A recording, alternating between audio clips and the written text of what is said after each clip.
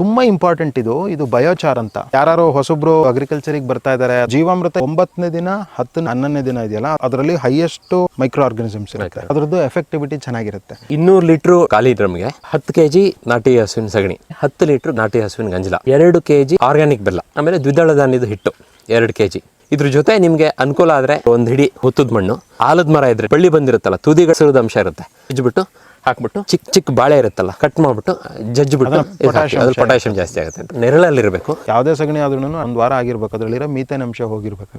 ತುಂಬಾ ಇಂಪಾರ್ಟೆಂಟ್ ಇದು ಬಯೋಚಾರ್ ಅಂತ. ಯಾರು ಹೊಸಬ್ರು ಒಂದು ಅಗ್ರಿಕಲ್ಚರಿಗೆ ಬರ್ತಾ ಇದಾರೆ, ಏನ್ ಬೇಕಾಗಿರೋದು ಭೂಮಿನಲ್ಲಿ ಸಾವಯವ ಇಂಗಾಲ ಅಂತ, ಆರ್ಗ್ಯಾನಿಕ್ ಕಾರ್ಬನ್ ತುಂಬಾ ಇಂಪಾರ್ಟೆಂಟ್. ಇದನ್ನ ಪ್ರೊಸೆಸ್ ಇದೆ ಒಂದು ಮಾಡೋದಕ್ಕೆ. ಈ ತರ ಡ್ರಮ್ ಅಲ್ಲಿ ನಾವು ಬಯೋಚಾರ್ ಮಾಡ್ಕೊಂಡಿದೀವಿ. ಚಿಪ್ಪು ಆಗಿರೋದು, ಗಿಡದ ಟೊಂಗೆಗಳು, ಅದನ್ನೆಲ್ಲ ಹಾಕಿ ಸಣ್ಣ ಸಣ್ಣ ಇದ್ಲು ಮಾಡ್ತೀವಲ್ಲ, ಆ ತರ ಎಲ್ಲ ಹಾಕಿದ್ರೆ ಉತ್ಕೃಷ್ಟವಾಗಿ ನಮ್ದು ಆರ್ಗ್ಯಾನಿಕ್ ಕಾರ್ಬನ್ ಭೂಮಿನಲ್ಲಿ ಸೃಷ್ಟಿಯಾಗುತ್ತದೆ. ದೊಡ್ಡದೊಂದು ಬಯೋಚಾರ್. ಕೋಟ್ಯಾಂತರ ಸೂಕ್ಷ್ಮಾಣು ಜೀವಿಗಳು ಅದರಲ್ಲಿ ಕುತ್ಕೊಂಡಿರ್ತವೆ. ಜೀವಾಮೃತ ಸೂಕ್ಷ್ಮಾಣು ಜೀವಿಗಳಿಗೆ ಊಟ. ಅದು ಮನೆ ನೀರು ತುಂಬಾ ಹಿಡಿದಿಟ್ಕೊಳುತ್ತೆ. ನಾಟಿ ಹಸುಗಳು, ಜೀವಾಮೃತ, ಬಯೋಚಾರ್ ಇದಿದ್ಬಿಟ್ರೆ ಒಂಥರ ಗೊಬ್ಬರದ ಅಂಗಡಿ ಇದ್ದಂಗೆ. ನಮಗೆ ಫಿಶ್ ಅಮಿನೋ ಆಸಿಡ್ ಮಾಡಿದೀವಿ. ಇದು ಫಿಶ್ ಅಮಿನೋ ಆಸಿಡ್ ಗಲೀಜು ಮೀನ್ ತಕೊಂಡಿರೋದು ಒಳಗಡೆ ವೇಸ್ಟೇಜ್ ಇರ್ತದಲ್ಲ, 5 kg ತಂದಿದ್ರೆ 5 kg ಬೆಲ್ಲ ತಕೊಂಡು ಜಜ್ಜಿ ಕ್ಲೀನಾಗಿ ಹಾಕಿ ಮಿಕ್ಸಿಂಗ್ ಮಾಡಿ 3 ತಿಂಗಳ ಗಂಟ ಮಡಗಬೇಕು. 3 ತಿಂಗಳಾದ್ಮೇಲೆ ಮೂಳೆನೂ ಸುಧಾ ಕರ್ಗೋಗಿರುತ್ತದೆ. 200 ml ತಕೊಂಡು 12 ಲೀಟರ್ ಡ್ರಮ್ಗೆ ಸ್ಪ್ರೇ ಮಾಡ್ಬೋದು, ಬುಡುಕು ಕೊಡ್ಬೋದು. ಕಾನ್ಸಂಟ್ರೇಟೆಡ್, ಅದು ಡೈರೆಕ್ಟ್ ಗಿಡದ ಮೇಲೆ ಹಾಕಬಾರ್ದು, ನೀರ್ ಜೊತೆ ಮಿಕ್ಸ್ ಮಾಡಿನೇ ಹಾಕಬೇಕು. ಎಲೆ ಮೇಲೆ ನಾವು ಸ್ಪ್ರೇ ಮಾಡ್ತಾನೂ ಅಷ್ಟೇ, ಮೇಲ್ಗಿಡಗಿಂತ ಜಾಸ್ತಿ ಕೆಳಗಡೆ ಸ್ಪ್ರೇ ಮಾಡಬೇಕು. ಹೊಳಪು ಬರೋದಾಗ್ಲಿ ಗಿಡದಲ್ಲಿ, ಗ್ರೋತು, ಆ ಸ್ಟ್ರೆಸ್ ಲೆವೆಲ್ ಕಮ್ಮಿ ಆಗಿರುತ್ತೆ. ಬಿಲ್ಪತ್ರ ರಸಾಯನ ಮಾಡೋಂಥದ್ದು. ಬೆಲ್ಪತ್ರ ಕಾಯಿನ ಕಿತ್ಕೊಂಡ್ಬಂದು ತಿರುಳು ಬಕೆಟ್ಗೆ ಹಾಕಿ 2 ಹಚ್ಚ 1 ಹಚ್ಚ ಬೆಲ್ಲ ಹಾಕಿ ಕಿವುಚ್ಬಿಟ್ಟು ಅದನ್ನು ಪ್ಯಾಕ್ ಮಾಡಿಬಿಡ್ತೇವೆ. 3 ತಿಂಗಳು ಅದನ್ನು ತಗೋಂಗಿಲ್ಲ. ತೆಗೆದು 3 ತಿಂಗಳ ಮೇಲೆ ಸ್ಪ್ರೇ ನೀರು ಜೊತೆ ಮಿಕ್ಸ್ ಮಾಡಿ. ಸ್ಮೆಲ್ಲು ಎಷ್ಟು ಚೆನ್ನಾಗಿ ಗೊತ್ತಾಗುತ್ತೆ ಅಂದರೆ, ನಮಗೆ ಯಾವುದಾದೊಂದು ಔಷಧಿ ಅಥವಾ ಏನಾದರೂ ಒಂದು ಈ ಥರ ಮೆನ್ಯೂರ್ ಮಾಡಿದ್ರೆ ಈ ಗಮ್ಮಂತ ಸ್ಮೆಲ್ ಬರಬೇಕು. ಆ ಸ್ಮೆಲ್ ಬಂದರೆ ಅದರಲ್ಲಿ ಒಳ್ಳೆ ಬ್ಯಾಕ್ಟೀರಿಯಾಗಳಿದೆ ಅಂತ.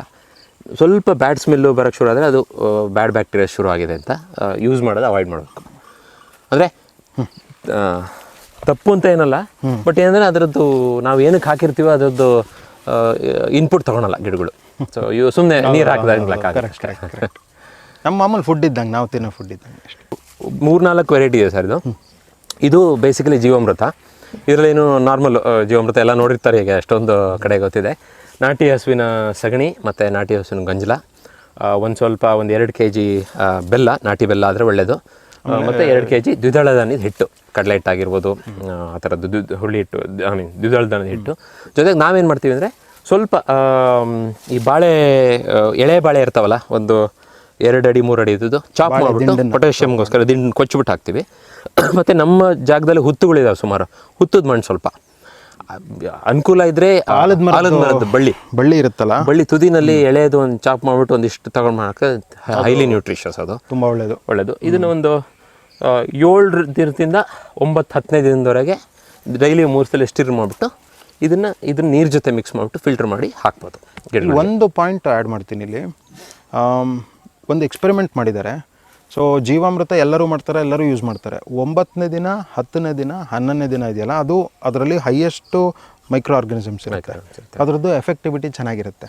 ಇದೊಂದು ಇನ್ಫಾರ್ಮೇಷನ್ ಗೊತ್ತಿಲ್ಲ, ಸುಮ್ಮನೆ 5ನೇ ದಿನ ಹಾಕ್ಬಿಡೋದು, 15ನೇ ದಿನ ಹಾಕೋದು, ಅದರಿಂದ ಕೆಟ್ಟದಾಗತ್ತೆ ಅಂತಲ್ಲ, ಆ ಒಳ್ಳೇದಾಗದ್ದು ಪ್ರಮಾಣ ಕಮ್ಮಿ ಆಗುತ್ತೆ. 200 ಲೀಟ್ರು ಡ್ರಮ್ಮು, ಖಾಲಿ ಡ್ರಮ್ಗೆ 10 kg ಸಗಣಿ, ನಾಟಿ ಹಸುವಿನ ಸಗಣಿ, ಆಮೇಲೆ 10 ಲೀಟ್ರ್ ಗಂಜಲ, ನಾಟಿ ಹಸುವಿನ ಗಂಜಲ, ಮತ್ತು 2 kg ಆರ್ಗ್ಯಾನಿಕ್ ಬೆಲ್ಲ, ಪ್ರಿಫರಬ್ಲಿ ಆರ್ಗ್ಯಾನಿಕ್ ಬೆಲ್ಲ. ಆರ್ಗ್ಯಾನಿಕ್ ಬೆಲ್ಲ ಸಿಗಲಿಲ್ಲ ಅಂದರೆ ನೀವು ಪಪ್ಪಾಯ, ಸ್ವಲ್ಪ ಕೊಳ್ತಿರೋ ಪಪ್ಪಾಯ ಹಾಕ್ಬೋದು, ಹಣ್ಣಾಗಿರೋದು ಕಬ್ಬಿನಲ್ಲಿ ಹಾಕ್ಬೋದು. ಕಬ್ಬಿನಲ್ಲಿ ಹಾಕಬೇಕು ಅಂದರೆ 6 ಲೀಟ್ರಿಂದ 8 ಲೀಟ್ರ್ ಹಾಕಬೇಕು, ಅಥವಾ 10 ಲೀಟ್ರ್ ಕಬ್ಬಿನಲ್ಲಿ ಇದ್ರೂ ಒಳ್ಳೆಯದೇ, ಇನ್ ಕೇಸ್ ಬೆಲ್ಲ ಅವೈಲೇಬಲ್ ಇಲ್ಲ ಅಂದರೆ. ಜೊತೆಗೆ ಆಮೇಲೆ ದ್ವಿದಳ ಧಾನ್ಯದ ಹಿಟ್ಟು 2 kg ಹಿಟ್ಟು, ಇಷ್ಟು ಹಾಕ್ಬಿಟ್ಟು, ಇದು ಬೇಸಿಕ್ ಫೌಂಡೇಶನ್ ಇದು, ಆಯಿತಾ. ಇದ್ರ ಜೊತೆ ನಿಮಗೆ ಅನುಕೂಲ ಆದರೆ ನಿಮ್ಮ ಜಮೀನಲ್ಲೇ ಎಲ್ಲಾದರೂ ಹುತ್ತ ಇದ್ದರೆ, ಏನಂತಾರೆ ಹುತ್ತದ ಮಣ್ಣು, ಅದರದ್ದು ಒಂದು ಹಿಡಿ ಹುತ್ತದ ಮಣ್ಣು, ಮತ್ತು ಆಲದ ಮರ ಇದ್ದರೆ ನಿಮ್ಮ ಊರು ಸುತ್ತಮುತ್ತ ಆತಲ್ಲಿ ಅದು ಬಳ್ಳಿ ಬಂದಿರುತ್ತಲ್ಲ, ತುದಿಗಡೆ ಒಂದು ಹಸಿರದ ಅಂಶ ಇರುತ್ತೆ, ಚಾಪ್ ಮಾಡಿ ಒಂದು ಮುಷ್ಟಿಯಷ್ಟು ಜಜ್ಜಿಬಿಟ್ಟು ಹಾಕ್ಬಿಟ್ಟು, ನಾವೇನು ಮಾಡ್ತೀವಿ, ಚಿಕ್ಕ ಬಾಳೆ ಇರುತ್ತಲ್ಲ, ಚಿಕ್ಕ ಬಾಳೆ ಇದ್ದರೆ ಕಟ್ ಮಾಡಿಬಿಟ್ಟು ಜಜ್ಜಿಬಿಟ್ಟು ಪೀಸ್ ಮಾಡಿ ಜಜ್ಜಿಬಿಟ್ಟು ಅದು ಪೊಟ್ಯಾಷಿಯಂ ಜಾಸ್ತಿ ಆಗುತ್ತೆ ಅಂತ ಇಷ್ಟನ್ನು ಹಾಕಿ ಮಿಕ್ಸ್ ಮಾಡೋದು. ದಿನಕ್ಕೆ 3, ಬೆಳಗ್ಗೆ 1 ರೌಂಡು, ಮಧ್ಯಾಹ್ನ 1 ರೌಂಡು, ಸಂಜೆ 1 ರೌಂಡು, ಆಮೇಲೆ ಇನ್ನೊಂದು ಮೇಜರ್ ಅಂಶ ಅಂದರೆ ಸರ್ ನೆರಳಲ್ಲಿರಬೇಕು, ಬಿಸಿಲು ಡೈರೆಕ್ಟ್ ಎಕ್ಸ್ಪೋಸ್ ಮಾಡೋಂಗಿಲ್ಲ. ಈ ಥರ ಸ್ಟಿರ್ ಮಾಡೋದು ಒಂದು 2-3 ನಿಮಿಷ ಒಂದು ಹೊತ್ತಿಗೆ ಮಾಡಿದ್ರೆ ಸಾಕು. ಬುಡದಿಂದ ಅಂದರೆ ಏನಂದರೆ ಅದು ಜೀವಾಣುಗಳ ಸಂಖ್ಯೆ ಜಾಸ್ತಿ ಆಗಲಿ ಅಂತ ಇದರಿಂದ ಕ್ಲಾಕ್ ವೈಸ್ ಒಂದ್ಸಲಿ ಆ್ಯಂಟಿ ಕ್ಲಾಕ್ ವೈಸ್ ಒಂದ್ಸಲಿ ಮಾಡಿಬಿಟ್ಟು ದೆನ್ ನೀವು ಅದನ್ನು ಒಂದು 7-8 ದಿವಸ ಮಾಡಿದ್ರೆ 9ನೇ ದಿವಸದಿಂದ ಇದನ್ನು ನಾವು ಭೂಮಿಗೆ ಹಾಕೊಬೋದು. ಭೂಮಿಗೆ ಹಾಕೊಬೇಕಾದ್ರೆ ಡೈರೆಕ್ಟಾಗಿ ಹಾಕೋಂಗಿಲ್ಲ. ಇದು ಬೇಸಿಕಲಿ ನಮಗೆ 200 ಲೀಟ್ರ್ ಇರುತ್ತಲ್ಲ, ಇದನ್ನು ಆಲ್ಮೋಸ್ಟ್ ಇಲ್ಲೊಂದು ಇಂಪಾರ್ಟೆಂಟ್ ಪಾಯಿಂಟು, ಅದನ್ನ ಯಾವುದೇ ಕಾರಣಕ್ಕೂ ಕ್ಲೋಸ್ ಮಾಡಿ ಇಡಬಾರ್ದು, ಅಂದರೆ ಫಿಟ್ ಮಾಡಿ ಇಡಬಾರ್ದು. ಸೊ ಈ ಥರ ಗೋಣಿಚೀಲ ಅದಿದು ಹಾಕಿಟ್ರೆ ಅದು ಉತ್ತಮ. ಸ್ವಲ್ಪ ಬೇಕು ಅಂದರೆ ಕ್ಲೀನಾಗಿ ಕವರ್ ಮಾಡ್ಬೋದು ಗೋಣಿಚೀಲದಲ್ಲೆಲ್ಲ ಹುಳ ಅದು ಇದು ಹೋಗ್ತಿದ್ದಂಗೆ, ಬಟ್ ಯಾವುದೇ ಕಾರಣಕ್ಕೂ ಮುಚ್ಚಿಡಬಾರ್ದು. ಜಾಮ್ ಪ್ಯಾಕ್ ಮಾಡಿ ದಮ್ ಕಟ್ಟೋ ಥರ ಮಾಡೋದು. ಆಮೇಲೆ ಇನ್ನೊಂದು, ಅದಕ್ಕೆ ಸಗಣಿ ಹಾಕ್ಬೇಕಾದ್ರೂ ಅಷ್ಟೇ ಫ್ರೆಶ್ ಸಗಣಿ ತಂದು ಹಿಂಗೆ ಹಾಕಂಗಿಲ್ಲ ಯಾವುದೇ ಕಾರಣಕ್ಕೂ. ಯಾವುದೇ ಸಗಣಿ ಆದ್ರೂ ಅಟ್ಲೀಸ್ಟ್ 1 ವಾರ ಆಗಿರ್ಬೇಕು, ಅದರಲ್ಲಿರೋ ಮೀಥೇನ್ ಅಂಶ ಹೋಗಿರ್ಬೇಕಾಗುತ್ತೆ. ಆ ಥರ ಸಗಣಿ ಮೀಥೇನ್ ಅಂಶ ಸ್ವಲ್ಪ ಹೋಗಿರೋ ಸಗಣಿ ಇದ್ರೆ ಒಳ್ಳೆಯದು. ಹಾಂ, ಸೊ ಅದೇ ನೀವು ಹೇಳ್ತಿದ್ರಿ ಹೇಗೆ ಹಾಕಬೇಕು ಅದನ್ನು. ಅದೇ ಇದನ್ನು 200 ಲೀಟ್ರನ್ನ ನಾವು ಆಲ್ಮೋಸ್ಟ್ 2000 ಲೀಟ್ರು ನೀರುವರೆಗೂ ಅಂದರೆ ಬೇಸಿಕಲಿ ಫಿಲ್ಟ್ರ್ ಮಾಡ್ಕೋಬೇಕಾಗತ್ತೆ. ನೀವು ಬಕೆಟಲ್ಲಿ ಹಾಕ್ತೀನಿ ಅಂದರೆ ಡೈರೆಕ್ಟಾಗಿ ತೊಗೊಂಡು ನೀರು ಜೊತೆ ಡೈರೆಕ್ಟಾಗಿ ಹಾಕ್ಬೋದು ನೀವು. ಇಲ್ಲ ಡ್ರಿಪ್ ಮೂಲಕ ಕೊಡ್ತೀವಿ ಅಂದರೆ ಇದನ್ನು ಫಿಲ್ಟ್ರೇಷನ್ ವ್ಯವಸ್ಥೆ ಮಾಡಿಬಿಟ್ಟು ವೆಂಚುರಿ 3-4 ಫಿಲ್ಟ್ರೇಷನ್ ಲೇಯರ್ ಇದೆ. ಅದು ಇನ್ನೊಂದು ಇದರಲ್ಲಿ ಬೇಕಾದ್ರೆ ಹೇಳ್ತೀನಿ ನಾನು ಹೆಂಗೆ ಅಂತ. ಆಮೇಲೆ ಥ್ರೂ ವೆಂಚುರಿ ಮೂಲಕ ನೀವು ಡೈರೆಕ್ಟಾಗಿ ಡ್ರಿಪ್ ಕೊಡ್ಬೋದು. ಅಂದರೆ ನೀರು ಇರಿಗೇಷನ್ ಮಾಡ್ತಿಲ್ಲ ಆ ಟೈಮಿನ ಜೊತೆಗೆ ಮಿಕ್ಸ್ ಆಗುತ್ತೆ. ಇಲ್ಲ ಸ್ಪ್ರಿಂಕ್ಲರಲ್ಲಿ ಇಲ್ಲ ತುಂತುರು ನೀರಾವರಿ ಎಲ್ಲಿ ಜೊತೆ ಬೇಕಾದ್ರೆ ಕೊಡ್ಬೋದು ಇದನ್ನು. Direct drip present. ಈಗ ನೆಕ್ಸ್ಟ್ ಫ್ಯೂಚರಲ್ಲಿ ತುಂತುರುದು ವ್ಯವಸ್ಥೆ ಮಾಡೋಣ ಅಂತ ಹೇಳಿದ್ರಲ್ಲ, ಏನಿದೆ ಕೊಟ್ಟಿಗೆ ಹಿಂಭಾಗ ಅಲ್ಲಿ ಟ್ಯಾಂಕ್ ಮಾಡಿ ಫಿಲ್ಟ್ರೇಷನ್ಸ್ ಇರುತ್ತೆ. ಅದರಲ್ಲಿ ಜೆಲ್ಲಿ ಫಿಲ್ಟ್ರೇಷನ್ನು, ಮರಳು ಫಿಲ್ಟ್ರೇಷನ್ಸು ಎಲ್ಲ ಆಗುತ್ತೆ. ಅದೆಲ್ಲ ಆಗಿ ಆ ಫಿಲ್ಟ್ರೇಷನ್ ಆಗಿ ಫೈನಲ್ ಏನು ಔಟ್ಪುಟ್ ಬರುತ್ತಲ್ಲ ಅದನ್ನು ನಾವು ವೆಂಚುರಿ ಮುಖಾಂತರ ಡೈರೆಕ್ಟಾಗಿ ಡ್ರಿಪ್ಪಿಂದ ಪ್ರತಿ ಗಿಡಗಳಿಗೂ ಕೊಡಬೇಕು ಅನ್ನೋದು ಒಂದು ಈಗ ಐಡಿಯಾ ಇರೋದು. ಮೇ ಬಿ ಇನ್ನೊಂದು 3-4 ತಿಂಗಳಲ್ಲಿ ಅದನ್ನು ಇಂಪ್ಲಿಮೆಂಟ್ ಮಾಡ್ತೀವಿ. ಈಗ ಬೇಸಿಗೆ ಕಳೀತಿದ್ದಂಗೆ ಇದು this is one of the ತುಂಬ ಇಂಪಾರ್ಟೆಂಟ್. ಇದು ಬಯೋಚಾರ್ ಅಂತ. ಸೊ ಈಗ ಯಾರು ಹೊಸೊಬ್ಬರು ಒಂದು ಅಗ್ರಿಕಲ್ಚರಿಗೆ ಬರ್ತಾ ಇದ್ದಾರೆ ಅಥವಾ ಅಗ್ರಿಕಲ್ಚರನ್ನು ನಾವು ಬುಡದಿಂದ ಕಲಿಬೇಕು ಅಂದರೆ ನಮಗೆ ಮೇಯ್ನ್ ಬೇಕಾಗಿರೋದು ಭೂಮಿನಲ್ಲಿ ಸಾವಯವ ಇಂಗಾಲ ಅಂತಾರೆ ಕನ್ನಡದಲ್ಲಿ, ಅಥವಾ ಆರ್ಗ್ಯಾನಿಕ್ ಕಾರ್ಬನ್ ಅಂತೀವಿ. ಆರ್ಗ್ಯಾನಿಕ್ ಕಾರ್ಬನ್ನು ತುಂಬ ಇಂಪಾರ್ಟೆಂಟು. ಸೊ ಆರ್ಗ್ಯಾನಿಕ್ ಕಾರ್ಬನ್ ಎಷ್ಟು ಚೆನ್ನಾಗಿರುತ್ತೋ ನಮ್ಮ ಭೂಮಿ ಅಷ್ಟು ಚೆನ್ನಾಗಾಗುತ್ತೆ. ಸೊ ಆರ್ಗ್ಯಾನಿಕ್ ಕಾರ್ಬನನ್ನು ಇಂಪ್ರೂವ್ ಮಾಡಬೇಕು ಅಂದಾಗ ಏನಾಗುತ್ತೆ ಅಂದರೆ ನಾವು ಭೂಮಿನನ್ನು ಅದಕ್ಕೆ ಬೇಕಾಗಿರೋದು ಅಂಶಗಳನ್ನು ನಾವು ಕೊಡಬೇಕಾಗತ್ತೆ. ಅದರಲ್ಲಿ ಒನ್ ಆಫ್ ದಿ ಇದು ಬಯೋಚಾರು, ಆಯಿತಾ. ಇದು ಮಾಮೂಲು ಇದ್ಲಲ್ಲ, ಇದನ್ನು ಪ್ರೊಸೆಸ್ ಇದೆ ಒಂದು ಮಾಡೋದಕ್ಕೆ. ಬೇಕಾದ್ರೆ ಅದನ್ನು ಇನ್ನೊಂದ್ಸಲಿ ಸಪ್ರೇಟಾಗಿ ಎಕ್ಸ್ಪ್ಲೇನ್ ಮಾಡೋಣ. ಬಟ್ ಈ ಥರ ಡ್ರಮ್ಮಲ್ಲಿ ನಾವು ಬಯೋಚಾರ್ ಮಾಡ್ಕೊಂಡಿದ್ದೀವಿ. ಇದರಲ್ಲಿ ಈಗಲೂ ಇದೆ ಕೂಡ ಬಯೋಚಾರು. ಈ ಬಯೋಚಾರ್ ಅಂದರೆ ನಿಮ್ಗೆ ನೋಡೋದಕ್ಕೆ ಇದ್ಲು ಥರನೇ ಇರುತ್ತೆ. ಅದನ್ನು ಗುದ್ದಿ ಪುಡಿ ಮಾಡಿಬಿಟ್ಟು ನಾವು ಸಣ್ಣ ಪುಡಿ ಮಾಡಿಬಿಟ್ಟು ಅದನ್ನು ತೀರಾ ಪೌಡ್ರಲ್ಲ, ಒಂದು ಗ್ರ್ಯಾನ್ಯೂಲ್ಸ್ ಥರ ಮಾಡಿಕೊಂಡು ಒಂಥರ ಜಲ್ಲಿ ಅಷ್ಟು ದೊಡ್ಡದನ್ನು ಮಾಡಿ ಗಾತ್ರದ್ದು ಮಾಡಿ ಪ್ರತಿ ಗಿಡಕ್ಕೆ ಹಾಕ್ಬೋದು. ಅವಶ್ಯಕತೆ ಬಂದರೆ ಇಡೀ ಜಮೀನಿಗೂ ಚೆಲ್ಬೋದು ನಮ್ಮ ಹತ್ರ ಇದ್ದರೆ. ಆಮೇಲೆ ಇದನ್ನು ಮಾಡೋದಕ್ಕೆ ಏನು ಖರ್ಚಾಗಲ್ಲ. ಈ ಥರದ್ದು ಒಂದು ಡ್ರಮ್ ಖರ್ಚಾಗುತ್ತೆ ಅಷ್ಟೇ. ಇದನ್ನು ನಮ್ಮ ಶ್ರಮ ಡ್ರಮ್ಮು ಹಣ ಎಷ್ಟಾಗಿರ್ಬೋದು ಡ್ರಮ್ಗೆ ಅಂತ ಸರ್? ನಾನು ಇದು 1000 ಡ್ರಮ್ಮು 300 ರೂಪಾಯಿ. ಈ ಡ್ರಮ್ಮಲ್ಲಿ ಕೆಲವು ತೂತ್ಗಳು ಮಾಡ್ಕೋಬೇಕು, ಅದಕ್ಕೊಂದು ಪ್ರೊಸೆಸ್ ಇದೆ. ಮತ್ತೆ ಮೇಲ್ಗಡೆ ಒಂದು ಮುಚ್ಚಳ ಬರುತ್ತೆ. ಮುಚ್ಚದಲ್ಲಿ ಒಂದು ಕೊಳವೆ ಆಗೋಷ್ಟು ಜಾಗ ಇರುತ್ತೆ. ಒಳಗಡೆ ಎಲ್ಲ ಅದ್ರ ಮೇಲೆ ಕೊಳವೆ. ಸೊ ಓವರ್ ಆಲ್ ನೋಡಿದ್ರೆ ಒಂದು 1200 ರೂಪಾಯಿಂದ 1500 ರೂಪಾಯಿ ಮ್ಯಾಕ್ಸಿಮಮ್ ಇನ್ವೆಸ್ಟ್ ಮಾಡಿ. ಆಮೇಲೆ ಇದಕ್ಕೇನು ಬೇಡ, ನಾವು ಇಲ್ಲಿ ಬೇಕಾದ್ರೆ ತ್ಯಾಜ್ಯ ಇರುತ್ತಲ್ಲ, ತೆಂಗಿನ ಚಿಪ್ಪು ಮೊಟ್ಟೆಗಳು, ಅದು ಇದು ಯಾವುದೋ ಒಂದು ಒಣಗಿರೋದು ಗಿಡದ್ದು ಟೊಂಗೆಗಳು, ಅದನ್ನೆಲ್ಲ ಹಾಕಿ ಬಯೋಚಾರ್ಜ್ ಮಾಡಿ ಅದನ್ನು ನೆಕ್ಸ್ಟು ನಾವು ಸಣ್ಣ ಇದ್ಲು ಮಾಡ್ತೀವಲ್ಲ ಆ ಥರ ಎಲ್ಲ ಮಾಡಿ ಹಾಕಿದ್ರೆ ಉತ್ಕೃಷ್ಟವಾಗಿ ನಮ್ದು ಆರ್ಗ್ಯಾನಿಕ್ ಕಾರ್ಬನ್ನು ಭೂಮಿನಲ್ಲಿ ಸೃಷ್ಟಿಯಾಗುತ್ತದೆ. ಬೇಸಿಕಲಿ ಈಗ ಇದು ಹಾಕ್ಬಿಟ್ಟು ಒಂದು ಪ್ರಮಾಣದಲ್ಲಿ ಜೋಡಿಸ್ಬಿಟ್ಟು ಕರ್ಪೂರ ಅಥವಾ ಸ್ವಲ್ಪ ಎಳ್ಳೆಣ್ಣೆ ಹಾಕ್ಬಿಟ್ಟು ಮುಚ್ಚಿಬಿಟ್ಟು ಬೆಂಕಿ ಹಾಕೋದು ಮೇಲಿಂದ ಮುಚ್ಚಬೇಕು. ಕೆಳಗಡೆ ಒಂದು 2 ಇಂಚ್ ಗ್ಯಾಪ್ ಕೊಟ್ಟಿರ್ತೀವಿ ನಾವು. ಒಂದು ಅರ್ಧ-ಮುಕ್ಕಾಲು ಗಂಟೆ ಗೊತ್ತಾಗುತ್ತೆ ನಿಮಗೆ.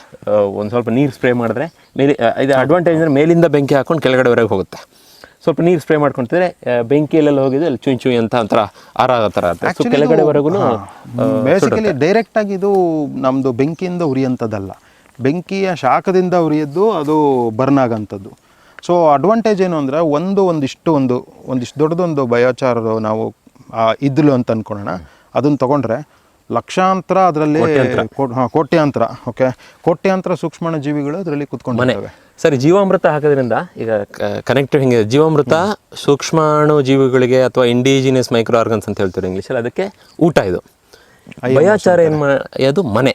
ಸೊ ಬೇಸಿಕಲಿ ಮನೆ ಮಾಡಿಕೊಟ್ಟು ಊಟ ಹಾಕ್ತಾ ಇದ್ರೆ ಭೂಮಿನಲ್ಲಿ, ಅದು ಭೂಮಿಗೆ ಹೋಗುತ್ತೆ, ತನ್ನ ಕೆಲಸ ಮಾಡುತ್ತೆ, ಅದರದ್ದು ತ್ಯಾಜ್ಯ ಭೂಮಿಗೆ ಹೊರ ಆಗುತ್ತೆ, ಅಂದರೆ ಅದು ಗೊಬ್ಬರ ಆಗುತ್ತೆ, ಪ್ಲಾಂಟೇಶನ್ ಚೆನ್ನಾಗಿ ಬರುತ್ತೆ ಅಷ್ಟೇ.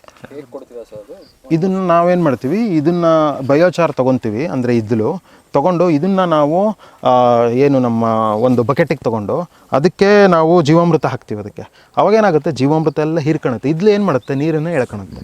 ಆ ಎಲ್ಲ ಕಂಪ್ಲೀಟು ನಮ್ಮ ಇದನ್ನು ಎಳ್ಕೊಳುತ್ತದು. ಅದು ಒಂದೇ ಅಂತಲ್ಲ, ಬೇರೆ ಬೇರೆ ಟ್ರೀಟ್ಮೆಂಟ್ ಮಾಡ್ತೀವಿ. ಇನ್ನೊಂದಿಷ್ಟು ಬಕೆಟ್ಟಿಗೆ ನಾವು ಫಿಶ್ ಅಮಿನೋ ಆ್ಯಸಿಡ್ ಮಾಡಿದ್ದೀವಿ. ಆಮೇಲೆ ನಮ್ಮ ಕಾಡಿಸಿದ್ದೇಶ್ವರ ಸ್ವಾಮೀಜಿಗಳು ಇದನ್ನು ಹೇಳ್ಕೊಟ್ಟಿದ್ದಾರೆ ನಮಗೆ, ಬಿಲ್ಪತ್ರೆ ರಸಾಯನ ಮಾಡೋಂಥದ್ದು, ಅದನ್ನು ತೊಗೊಂಡಿದ್ದೀವಿ. ಎಲ್ಲ ನಾವೇ ಮಾಡ್ಕೊಳೋಂಥದ್ದು, ಎಲ್ಲಿಂದನೂ ತರೋದಿಲ್ಲ. ಯಾವುದು ನೀವು ಒಂದೊಂದು ನೋಡಿ, ಯಾವುದೋ ಒಂದು ಅಮಿನೋ ಆ್ಯಸಿಡ್ಸು ಅದು ಇದು ನೀವು ಅಂಗಡಿಯಿಂದ ತಂದರೆ ಒಂದೊಂದು ಕ್ಯಾನ್ಗಳಿಗೆ ಮೇ ಬಿ 1000 ರೂಪಾಯಿ ಇರ್ಬೋದು. ಇದೆಲ್ಲ ನಾವು ಮನೇಲಿ ಮಾಡ್ಕೊಂಡು, ಇಲ್ಲೊಂದು ದೇವಸ್ಥಾನ ಇದೆ, ಆ ದೇವಸ್ಥಾನದ ಹತ್ರ ಬಿಲ್ಪತ್ರೆ ಗಿಡ ಬಿಲ್ಪತ್ರೆ ಕಾಯಿ ಬಿದ್ದಿರುತ್ತೆ, ಅದನ್ನು ತಗೊಂಬಂದು ಮಾಡ್ತೀವಿ. ಇಲ್ಲೇ ಒಂದು ಕೆರೆ ಇದೆ, ಅದ್ರ ಹತ್ರ ಮೀನು ಮಾರ್ತಾ ಇರ್ತಾರೆ ದುಡ್ಡೆ. ನಮ್ಮ ದೇವಪ್ಪ ಅವ್ರು ಹೋಗಿ ಅಲ್ಲಿಂದ ಮೀನು ತಗೊಂಬಂದ್ಬಿಟ್ಟು ವೇಸ್ಟ್ ತ್ಯಾಜ್ಯ. ಸೊ ಈ ಥರ ಮಾಡ್ತೀವಿ. ಸೊ 3 ಬಕೆಟ್ ಅಂದ್ಕೊಳ್ಳಿ, ಅಥವಾ 3 ಬೇರೆ ಕಡೆ ಡಿವಿಷನ್ಸ್ ಅಂತ. ಒಂದರಲ್ಲಿ ಬಯೋಚಾರ್ಗೆ ಕಂಪ್ಲೀಟ್ಲಿ ನಾವು ಜೀವಾಮೃತ ಮಿಕ್ಸ್ ಮಾಡ್ತೀವಿ. ಇನ್ನೊಂದರಲ್ಲಿ ಈ ಫಿಶ್ ಅಮಿನೋ ಆ್ಯಸಿಡ್ದು ವಿತ್ ನೀರಿರೋಂಥದ್ದು ಹಾಕಿ ಅದಕ್ಕೂ ಮತ್ತೆ ಇದ್ಲು ಮಾಡ್ತೀವಿ. ಅಂದರೆ ಈ ಇದ್ಲು ಏನಾಯಿತು, it is not just only ಇದ್ಲು.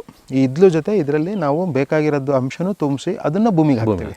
ಸೊ ಎಲ್ಲರೂ ಏನು ಮಾಡ್ತಾರೆ, ಎಲ್ಲರೂ ಅನ್ನೋದಕ್ಕಿಂತ ತುಂಬ ಜನ ಒಂದು ತಪ್ಪು ಮಾಡ್ತಾರೆ. ನಾವು ಏನು ಇದು ಜೀವಾಮೃತ ಹಾಕ್ಬಿಟ್ಟು ಗಿಡಕ್ಕೆ ಹಾಕ್ಬಿಟ್ರೆ ಬಂದ್ಬಿಡುತ್ತೆ ಅಂತಲ್ಲ, ಅದೊಂದು ಸ್ವಲ್ಪ ತಪ್ಪಿದೆ. ಜೀವಾಮೃತ ಊಟ ಯಾರಿಗೆ ಊಟ, ಇದು ಮೈಕ್ರೋ ಆರ್ಗಾನಿಸಮ್ಸ್ ಅಥವಾ ಸೂಕ್ಷ್ಮಾಣುಜೀವಿಗಳಿಗೆ ಊಟ ಆಯ್ತು ಅಲ್ಲ, ಅದಕ್ಕೆ ಊಟ ಮಾಡಬೇಕು. ಆ ಊಟ ಮಾಡಿದ್ರೆ ಆ ಸೂಕ್ಷ್ಮಾಣುಜೀವಿ ಇರಬೇಕಲ್ಲ, ಇರಬೇಕು ಅಂದರೆ ಏನು ಹೊದಿಕೆ ಮಾಡಿರ್ಬೇಕು, ನಾವು ಅದಕ್ಕೆ ವಾಸ ಮಾಡಿರ್ಬೇಕು. ಸೊ ನಾವು ಗ್ರೀನ್ ಮಲ್ಚಿಂಗು ಅಥವಾ ಏನು ಕೆಳಗಡೆ ಬಿದ್ದಿರೋ ತ್ಯಾಜ್ಯಗಳನ್ನು ಹಾಕ್ತೀವೋ ಅದ್ರ ಅಡಿಗಳೇ ಸೂಕ್ಷ್ಮಾಣುಜೀವಿ ಇರ್ತವೆ, ಮನೆ ಮಾಡ್ಕೊತವೆ.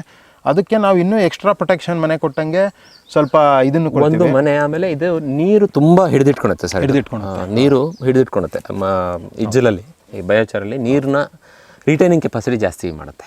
ಸೊ ಯಾರೇ ಒಬ್ಬರು ಕೃಷಿಗೆ ಬರ್ತಿದ್ದಾರೆ ಅದನ್ನು ತುಂಬ ವೈಜ್ಞಾನಿಕವಾಗಿ, ಸೊ ಕೆಲವರು ನಂಬಲ್ಲ ಆರ್ಗ್ಯಾನಿಕ್ ಫಾರ್ಮಿಂಗ್ ಅಂದರೆ, ನಮ್ಮದಿದ್ರೂ ಪರವಾಗಿಲ್ಲ, ಸೈಂಟಿಫಿಕ್ ಫಾರ್ಮಿಂಗಾಗಿ ಮಾಡಿದ್ರೂ ಪರವಾಗಿಲ್ಲ. ಅವರು ಈ ಬಯೋಚಾರು ತುಂಬ ಅಂದರೆ ತುಂಬ ಯೂಸ್ಫುಲ್ಲು. ಅದ್ರ ಬಗ್ಗೆ ತುಂಬ ಅಂದರೆ ಬೇಕಾದ್ರೆ ಎಕ್ಸ್ಪೆರಿಮೆಂಟ್ ಮಾಡಲಿ ಎಲ್ಲರೂ.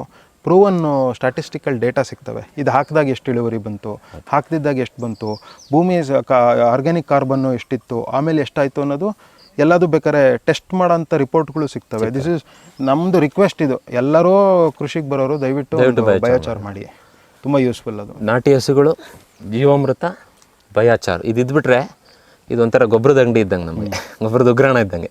ನೆಕ್ಸ್ಟು ಬಂದು ಫಿಶ್ ಅಮಿನೋ ಆ್ಯಸಿಡ್ ಅಂತ ಮಾಡಿದ್ದೀವಿ. ಸೊ ನಾವು ಹೇಳ್ದಂಗೆ ನಾವು ಕಲಿಯೋದ್ರ ಜೊತೆ ನಮ್ಮ ಇನ್ಚಾರ್ಜ್ ಹೇಳಿದ್ನಲ್ಲ, ಇಲ್ಲಿ ನೋಡ್ಕೋತಾರೆ, ಇವರೇ ಹೆಲ್ಪ್ ಮಾಡೋದು. ಇವರು ಕೃಷಿಕರೇ ಬೇಸಿಕಲಿ. ಇವರು ಹೇಳಿದ್ದೀವಿ, ಇವ್ರ ಮೂಲಕ ಇವ್ರ ಬಾಯಲ್ಲೇ ಕೇಳಿದ್ರು, ದೇವಪ್ಪ ನೀವು ಹೇಗೆ ಮಾಡ್ತೀರಾ ಅಂತ ಹೇಳಿ. ಫಿಶ್ ಇದು ಫಿಶ್ ಅಮಿನೋ ಆ್ಯಸಿಡು ಈ ಗಲೀಜು ಮೀನು ತಗೊಂಡಿರೋದು ಒಳಗಡೆ ವೇಸ್ಟೇಜ್ ಇರ್ತದಲ್ಲ, ಅದು ತಗೊಬಂದು ಕಲೆಕ್ಟ್ ಮಾಡಿ ಒಂದು 5 kg ಅಷ್ಟು ತಗೊಬಂದು ಅದೆಲ್ಲನೂ ಒಂದು ಸ್ವಲ್ಪ ಕಟ್ ಮಾಡಿ ಕ್ಲೀನಾಗೆ ಹಾಕ್ಬಿಟ್ಟು, ಅದು ಎಷ್ಟು 5 kg ತಂದಿದ್ರೆ 2 kg ಬೆಲ್ಲ, 5 kg ಬೆಲ್ಲ ತಗೊಂಡು ಅದನ್ನು ಜಜ್ಜಿ ಕ್ಲೀನಾಗಿ ಹಾಕಿ ಮಿಕ್ಸಿಂಗ್ ಮಾಡಿ ಮಡಗ್ಬಿಟ್ಟು 3 ತಿಂಗಳ ಗಂಟ ಮಡಗಬೇಕು. 3 ತಿಂಗಳಾದಮೇಲೆ ಕರ್ಗೋಗಿರ್ತದೆ ಅದು ಫಿಶ್ಶು, ಮೀನ್ದು ಎಲ್ಲ ಗಲೀಜು, ಮೂಳೆ ಎಲ್ಲ ಮೂಳೆನೂ ಸುದಾ ಕರ್ಗೋಗಿರ್ತದೆ. ಕರ್ಗೋಗಿದ್ದ 3 ತಿಂಗಳಾದಮೇಲೆ ಸೋಸ್ಕೊಂಡು ಜರಡಿಲಿ ಟೈಟ್ ಮುಚ್ಚಿಟ್ಟಿರ್ಬೇಕು. ಸೋಸ್ಕೊಂಡಾದ್ಮೇಲೆ ಒಂದು 200 ml ಅಷ್ಟು ತಗೊಂಡು 12 ಲೀಟ್ರ್ ಡ್ರಮ್ಗೆ ಸ್ಪ್ರೇ ಮಾಡ್ಬೋದು.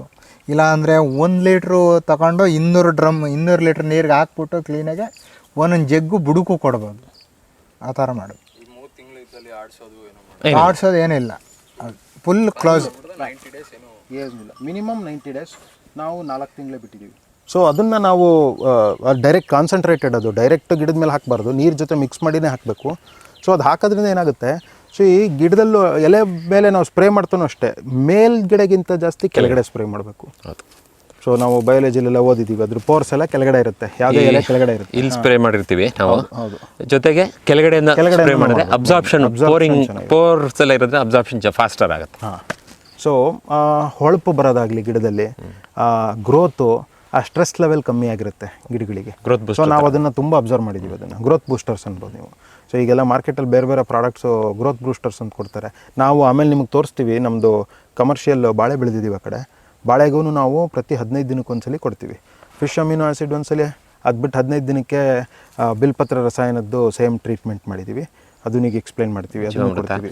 ಸೊ ಮಂತ್ಲಿ 2 ಸಲ ಸ್ಪ್ರೇ ಮಾಡೋಂಥದ್ದು. ಅವಾಗ ಒಂದೊಂದು ಸಲ ಜೀವಾಮೃತನೂ ಸ್ಪ್ರೇ ಮಾಡ್ತೀವಿ ಅದನ್ನು. ಸೊ ತುಂಬ ಚೆನ್ನಾಗಿ ಬಂದಿದೆ ರಿಸಲ್ಟ್ಸ್. ಈಗ ಇನ್ನೊಂದಿದೆ ನಮ್ಮದು ಬಿಲ್ಪತ್ರ ರಸಾಯನ ಮಾಡೋಂಥದ್ದು, ಎಕ್ಸ್ಪ್ಲೇನ್ ಮಾಡ್ತೀವಿ ಅದು. ನಿಂಗಣ್ಣ ಬನ್ನಿ ಎಕ್ಸ್ಪ್ಲೇನ್ ಮಾಡಿ ಹೇಗೆ ಮಾಡಿದ್ದೀರಾ ಅಂತ. ಬೆಲ್ಪತ್ರ ಕಾಯಿನ ಕಿತ್ಕೊಬಂದು ಅದರ ಒಳಗಡೆ ಇರೋದನ್ನು ತೆಗೆದು ತಿರುಳು ಬಕೆಟ್ಗೆ ಹಾಕಿ ಅದಕ್ಕೆ ಒಂದು 2 ಅಚ್ಚ 1 ಅಚ್ಚ ಬೆಲ್ಲ ಹಾಕಿ ಅದನ್ನು ಕಿವುಚ್ಬಿಟ್ಟು ಎಲ್ಲ ಕಲಸಿ ಒಳಗಡೆ ಹಾಕ್ಬಿಟ್ಟು ಬಕೆಟ್ ಒಳಗೆ ಅದನ್ನು ಪ್ಯಾಕ್ ಮಾಡಿಬಿಡ್ತೀವಿ. 3 ತಿಂಗಳು ಅದನ್ನು ತಗೋಂಗಿಲ್ಲ. 3 ತಿಂಗಳ ಮೇಲೆ ತೆಗೆದು ಅದಕ್ಕೆ ನಾವು ಏನು ಮಿಕ್ಸಿಂಗ್ ಮಾಡಿ ಔಷಧಿಗಳು ಇದು ಬೆರೆಸಿ ಹೊಡಿತೀವಿ. ಅದನ್ನು ತೆಗೆದು 3 ತಿಂಗಳ ಮೇಲೆ ಸ್ಪ್ರೇ ಮಾಡಿ ನೀರು ಜೊತೆ ಮಿಕ್ಸ್ ಮಾಡಿ ಕಾನ್ಸಂಟ್ರೇಟ್. ಅದು ಬೇಸಿಕಲಿ ಕಾನ್ಸಂಟ್ರೇಟೆಡ್ ಆಗಿರುತ್ತೆ. ಅದು ತುಂಬ ಸ್ಟ್ರಾಂಗ್ ಇರುತ್ತೆ. ಒಳ್ಳೆ ನಿಮ್ಗೆ ಹೆಂಗಿರುತ್ತೆ ಅಂದರೆ ಒಳ್ಳೆ ನಿಮಗೆ ಆಲ್ಮೋಸ್ಟ್ ಕುಡಿಯೋಣ ಅನ್ನೋ ಥರ ಚೆನ್ನಾಗಿರುತ್ತೆ. ಅಷ್ಟು ಫ್ಲೇವರ್ ಇರುತ್ತೆ ಅದು ಬಿಲ್ಪತ್ರ ಮಾತ್ರ. ಅದು ಜಾಸ್ತಿ ನೀರು ಜೊತೆ ಮಿಕ್ಸ್ ಮಾಡಿ ಅದನ್ನು ಸ್ಪ್ರೇ ಮಾಡ್ಬೋದು. ಮೇಜರ್ಲಿ ಎಲೆಗಳಿಗೆಲ್ಲ ಸ್ಪ್ರೇ ಮಾಡಿದ್ರೆ ಒಳ್ಳೆಯದು. ಗಿಡಕ್ಕೆ ಭೂಮಿಗೆಗಿಂತ ಎಲೆಗಳಿಗೆ ಹಾಕಿದ್ರೆ ಒಳ್ಳೆಯದು. ಭೂಮಿಗೆ ಹಾಕ್ಬೋದು ಜಾಸ್ತಿ ಪ್ರಮಾಣದಲ್ಲಿ ಬಿಲ್ಪತ್ರೆ ಹಣ್ಣು ಅಂಶ ಇದ್ದರೆ ಹಾಕ್ಬೋದು ನೀವು ಅದನ್ನು. Potash heavy potash. ಬಾಳೆ ನಾವಿವಾಗ ಬಾಳೆ ಕೊಚ್ಚು ಹಾಕ್ತೀವಿ ಆ ಜೀವಾಮೃತಕ್ಕೆ ಅಥವಾ ಗೊಬ್ಬರದ ಗುಂಡಿಗೆ, ಅದರಲ್ಲೂ ಪೊಟ್ಯಾಶ್ ಇರುತ್ತೆ.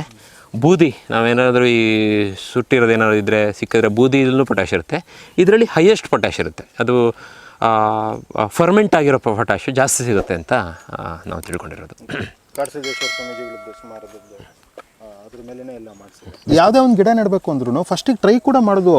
ನಮ್ಗೆ ಹೆಂಗೆ ಹುಚ್ಚು ಅಂದರೆ ನಮ್ಮ ಕಾರಲ್ಲಿ ಹಿಂದಿನ ಡಿಕ್ಕಿನಲ್ಲಿ ಏನು ಜಾಸ್ತಿ ಇರೋದು ಅಂದರೆ ಯಾವಾಗಲೂ ಬರೀ ಈ ಗೊಬ್ಬರಗಳಂಥದ್ದು ಅಥವಾ ಬೇರೆ ಬೇರೆ ನರ್ಸರಿ ಗಿಡಗಳಂಥದ್ದು ಅಥವಾ ಎಲ್ಲೋ ಒಂದು ಕಡೆ ಹೋಗ್ತೀವಿ, ಅಲ್ಲಿ ಯಾವುದೋ ಒಂದು ಹೊಸ ರೀತಿ ಗಿಡ ಸಿಕ್ತು, ಅದನ್ನು ಕಲೆಕ್ಟ್ ಮಾಡ್ಕೊಂಬಂದು ಇಲ್ಲಿ ನೆಡೋಂಥದ್ದು.